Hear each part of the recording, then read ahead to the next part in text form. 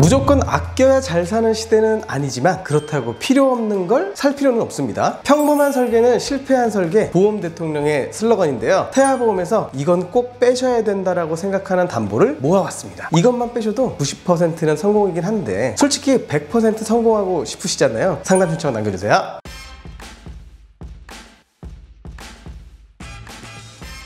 설명은 보장 내용, 보장 범위, 관련 보장 담보 순으로 정리해 드리겠습니다. 첫 번째, 상해 후유장애 관련 특약입니다. 보장 내용입니다. 상해를 원인으로 후유장애 발생 시 퍼센티지에 따라 보장받을 수 있는 담보인데요. 기본 계약과 관련된 만큼 가장 우선적으로 체크가 필요합니다. 기본 계약은 상해 후유장애 3% 이상부터 보장하니까 보장 확률이 높겠죠. 보장 범위 및 제외 사유입니다. 기본 계약에 교통상해, 자전거 탑승 중 상해 후유장애 50%, 80% 모두 포함됩니다. 굳이 중복으로 구성해서 불필요한 보험료를 지출할 필요는 없겠죠. 관련 보장 담보는 보장 범위가 가장 넓은 기본 계약 상해 후유장입니다. 두 번째는 상해 입원 일당 1에서 180일 이외의 기타 상해 입원 일당 살펴볼게요. 보장 내용입니다. 말 그대로 상해의 직접적인 치료 목적으로 입원 시 보장받는 담보인데요. 마찬가지로 상해 관련 입원 일당 종류가 많아도 너무 많습니다. 보장 범위 및 제외 사유입니다. 상해 입원 일당 1에서 180일 담보가 해당 담보를 모두 보장합니다. 다 필요할까요? 답은 여러분과 보험 대통령의 경험에 있는데요. 엄마 아빠가 살아오면서 입원을 했던 경험 중 상해로 인한 입원 또는 질병으로 인한 입원 어떤 경험이 더 많으신가요? 또는 어떤 걸로 입원했다는 얘기를 더 들어보셨을까요? 저희에게 들어오는 보험금 접수도 질병이 더 많습니다. 관련 보장 담보입니다. 상해 입원 일당은 딱 기본만 상해 입원 일당 1에서 180일 5만원 구성하시는 걸 권장드립니다. 수술 후 입원을 해야만 또는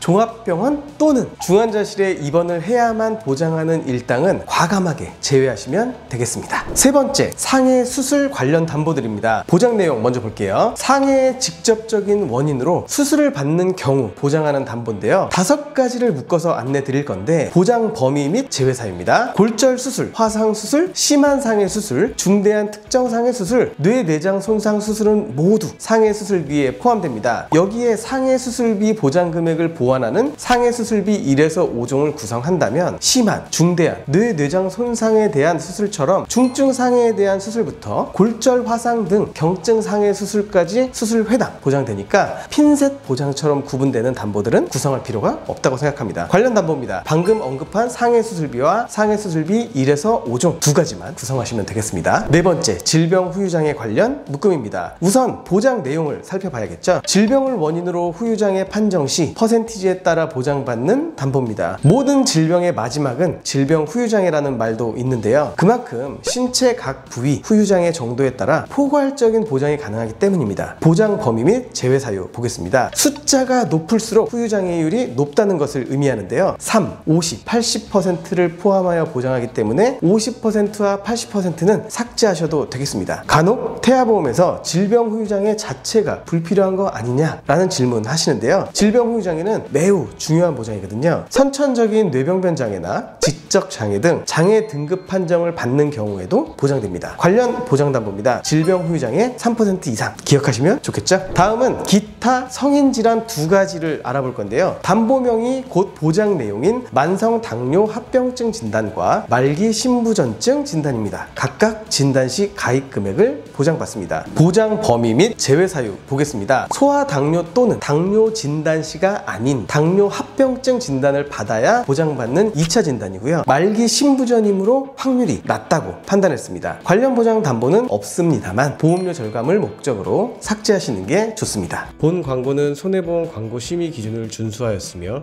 유효기간은 심의일로부터 1년입니다.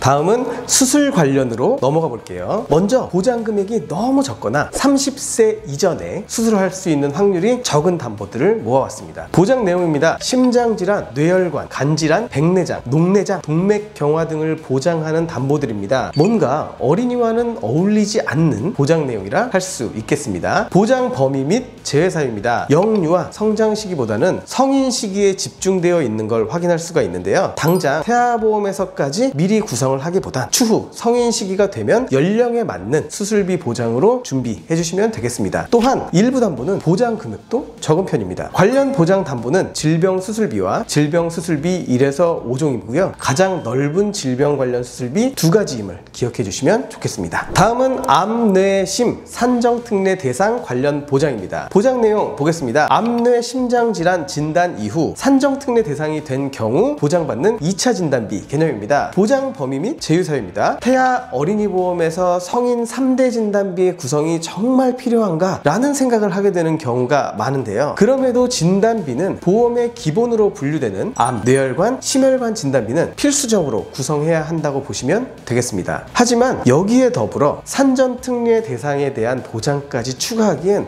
다소 좀 과한 설정이라고 판단되고 제외로 분류했습니다. 관련 보장 담보는 암 진단 담보, 뇌혈관 질환 담보, 심혈관 질환 담보입니다. 다음은 2대 질환 수술과 관련된 특약인데요. 보장 내용입니다. 뇌혈관 질환 수술과 허혈심장 질환 수술인데 허혈심장의 보장 범위에 집중하실 필요가 좀 있습니다. 보장 범위 및 제외 사유입니다. 관련 담보를 구성하는 방법은 2가지가 있는데요. 뇌혈관 질환 수술과 허혈심장 수술을 각각 구성하는 방법과 심뇌혈관 질환 수술로 통합된 수술 보장 담보 구성하는 방법인데요. 단순히 보험료만 놓고 비교하기엔 심뇌혈관 질환 수술비가 비싸긴 하지만요. 허혈심장보다 심혈관의 범위가 더 넓기 때문에 보장의 공백은 분명 원치 않으실 테니까 저희도 원치 않는 부분이고요. 제외하겠습니다. 관련 보장 담보는 심뇌혈관 질환 수술, 질병 수술비 1에서 5종입니다. 다음은 태아 어린이 보험을 준비하는 분들이라면 한 번쯤 눈여겨볼 만한 보장들인데요. 보장 내용 먼저 볼까요? ADHD 진단, 그리고 중증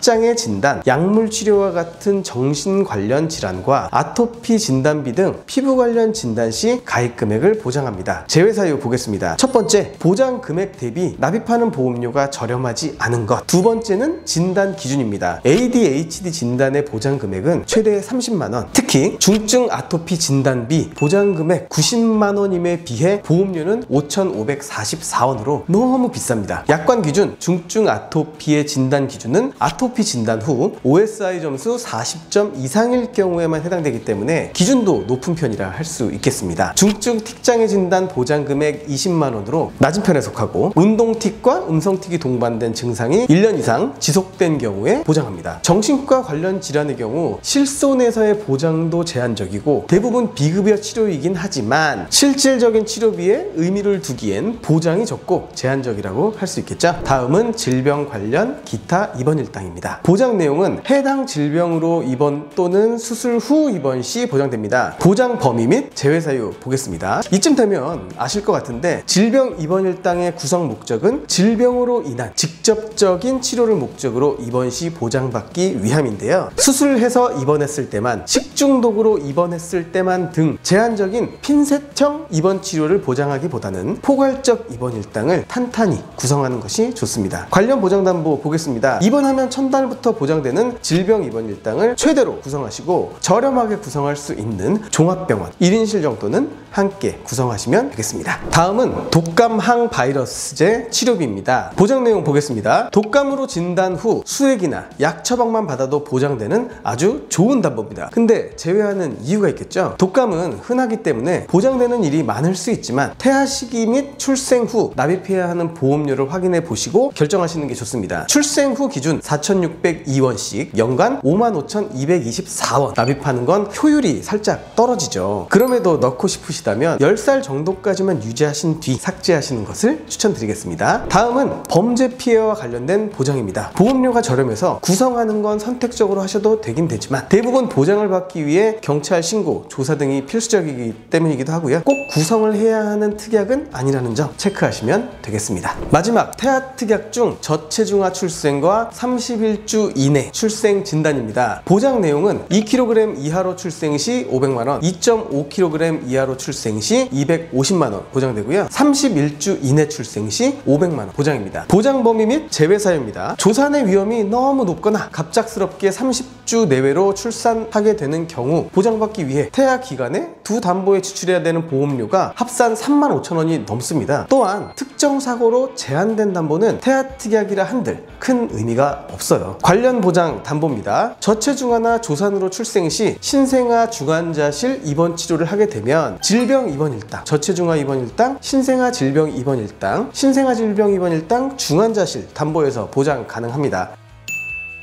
자, 이렇게 불필요한 담보를 일부 말씀드렸는데요. 더 많은 불필요 담보가 있다는 것, 영상이 너무 길어질까봐 언급도 못했습니다. 보험 너무 어렵고 복잡하시죠? 보험 대통령을 통해 가입하시면 이런 고민 저희가 다 해드리고, 보험을 유지하시는 동안 보험금 청구, 보험 변경 저희가 다 알아서 해드립니다. 여러분은 보장만 받으세요. 감사합니다. 보험 대통령이었습니다. 본 광고는 손해보험 광고 심의 기준을 준수하였으며 유효기간은 심의일로부터 1년입니다.